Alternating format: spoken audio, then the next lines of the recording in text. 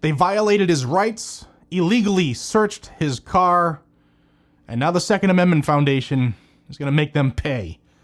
Hey everybody, welcome back to Guns and Gadgets, your premier source for Second Amendment news that you won't hear anywhere else. Today's story comes straight out of New Hampshire, and it's one that should shake every parent and every law-abiding gun owner to the core in this country. An 18-year-old high school student. Now, a lot of people in this audience have children, so think of this on a very personal level, because I'm going to hit you in your heart as a parent and in your heart as a patriot, and this should really anger you. An 18-year-old high school student had his truck searched on school property without consent, without probable cause, and purely, strictly, only because the school administrators learned that he was a lawful gun owner from a previous incident. Nothing that had to do with that day. And now the Second Amendment Foundation has stepped in, filing a federal lawsuit to hold these tyrants, these school officials, accountable for violating this young man's constitutional rights. And good on them. Like this, not only do they fight for the Second Amendment, but they're defending the Second because of this Fourth Amendment violation, so they're going after that too. That's awesome. So let's start with what happened. Jack Harrington was a senior at Hillsborough Deering High School in New Hampshire, a constitutional carry state where it's perfectly legal for anyone 18 or older to own, possess, transport a firearm. Jack is a responsible gun owner. He legally owns a Glock 43, keeps it safely secured and stored at home, and, like many adults in New Hampshire, sometimes transports it in his vehicle, his truck. And again, completely legal under New Hampshire law and the United States Constitution, I might add. And one day in April, Jack was riding the bus to a baseball game, chatting with a teammate about a past traffic stop. He mentioned to his teammate that he had informed the police officer at that stop that there was a legally owned firearm in the glove box. And again, totally off campus, weeks earlier, and perfectly lawful. Okay? No threats, no wrongdoing, just a normal conversation about being a new and responsible gun owner to his teammate weeks before this bus ride. But that conversation somehow made its way through the rumor mill to the school administrators, and that's where things went completely off the rails. On April 24th of 2025, during regular class hours, the vice principal stormed into Jack's classroom and ordered him out in front of his peers. Jack was then dragged into the principal's office, where he was interrogated by the principal, the vice principal, and even worse, the school's resource officer, someone who's trained in the Constitution and knows about proper interrogation and illegal searches and seizures. And according to the lawsuit, this interrogation lasted roughly 15 minutes, during which they demanded to search the truck in the parking lot because they heard that he was a gun owner. Jack repeatedly said no, which is his right. You don't have to bow down and kowtow and bend to the government. The school is government run. They represent the government. They take government dollars, therefore the laws apply to them as if they're the government. So Jack said no, and he told them that he had never brought a firearm to school and that there was nothing in his truck. Should be good enough. He even called his parents on the speakerphone with the school officials listening, and his parents clearly told the staff, "You do not have our consent to search the vehicle." But you know what? Tyrants don't care. It didn't matter. The school officials reportedly told Jack that they were going to search his truck no matter what. One even said, quote, "You can say whatever you want, we're going to search it anyway," end quote. So, after this coercive interrogation, they marched Jack out to the parking lot, forced open the truck, and searched every inch of it. And guess what they found? Absolutely nothing, because Jack was telling the truth. No gun, no threat, no violation of law. Well, on Jack's part, their part's different.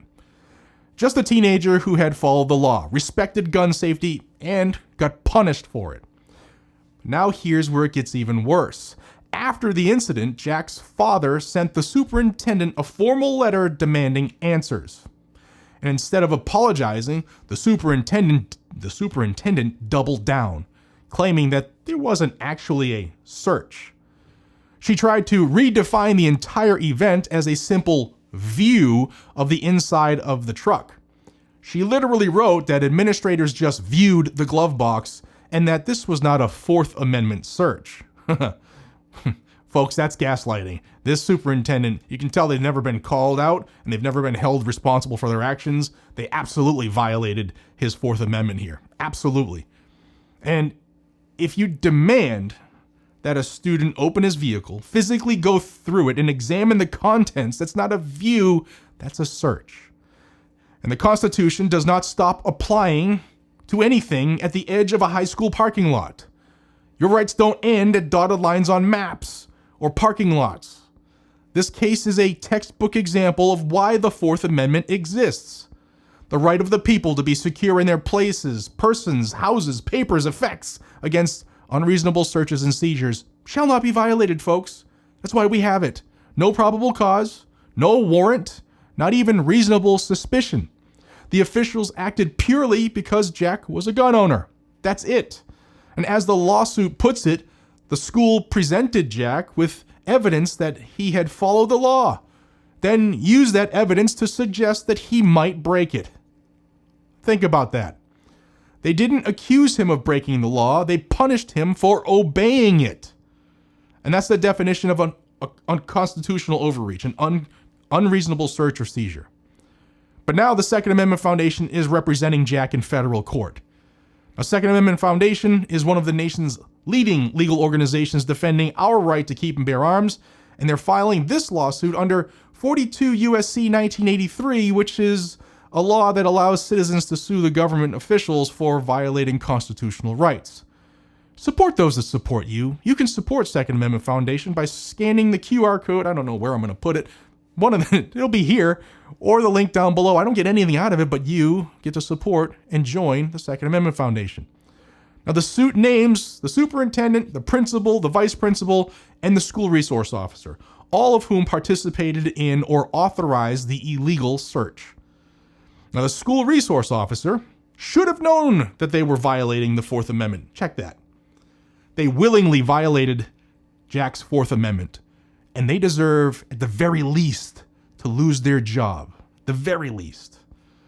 The Second Amendment Foundation seeks declaratory relief, damages, and attorney's fees, and more importantly, it asks the court to make clear that law-abiding gun owners do not forfeit their Fourth Amendment rights just because they attend a public school.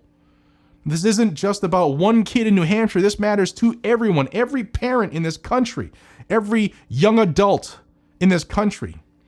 If this stands, every student in America who comes from a gun-owning family could be subjected to the same treatment, questioned, humiliated, and searched simply for exercising a constitutional right, simply because his parent, her parent, is an advocate, simply because their parents believe in the Constitution. Now, it's the same kind of prejudice that us gun owners have faced for decades. The idea that being pro-Second Amendment somehow makes us suspicious or dangerous. Now, that mindset has no place in a free country, right? And as this lawsuit points out, schools cannot expect their students to learn the lessons of good citizenship when school authorities themselves disregard the fundamental principles underpinning our constitutional freedoms. That's a great quote from that lawsuit. And they're exactly right. You can't teach the Constitution by violating it. Let's also remember the timing here. This happened in a constitutional carry state where open and concealed carry are both legal at 18. The law is crystal clear here. New Hampshire law explicitly says that residents can carry or transport firearms in a vehicle without a permit as long as they're not otherwise prohibited. That's black and white law. Yet, the school district here decided that their personal feelings about firearms were more important than the U.S. Constitution, the Bill of Rights, and New Hampshire state law. And that's how rights die, one exception at a time. The Second Amendment Foundation stepping into this case is crucial, and I will tip my hat to the crew because they're not just fighting for Jack. They're fighting for the principle that rights do not depend on age, location, or political correctness. Jack Harrington did everything right. He did nothing wrong. He followed the law, he was honest about being a gun owner, and he was treated like a criminal for it. And that's exactly why this case matters. When the government, whether it's a president, a governor, or a high school principal, believes that they can ignore your rights because it was for safety, we stop being citizens and start being subjects. The Constitution does not bend to fear. It restrains government power. And that's why this lawsuit could be one of the most important for us in the Second and Fourth Amendment areas. Patriots, let me know what you think. Should school officials be personally liable for violating a student's constitutional rights? Personally liable, out of their own pocket. I think that cops should too.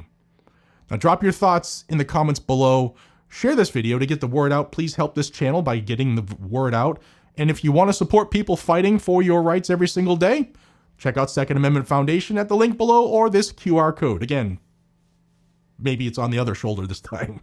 And before you go, don't forget to grab some blackout coffee, roasted right here in America by patriots who love freedom as much as you do. Check out it's blackoutcoffee.com/GNG. It's code GNG10 to save you 10%. Check out our subscriptions. This is this month's. It smells awesome. So we have a roaster's choice and a flavor of the month. This is maple pecan cream pie, or as we say, pecan. Maple pecan cream pie. It's phenomenal. The smell is amazing. I'm salivating sitting here recording this. Until next time, stay safe, stay informed, and stay armed. And as always, guys and gals, more importantly, stay free. I'll see you on the next one. Take care.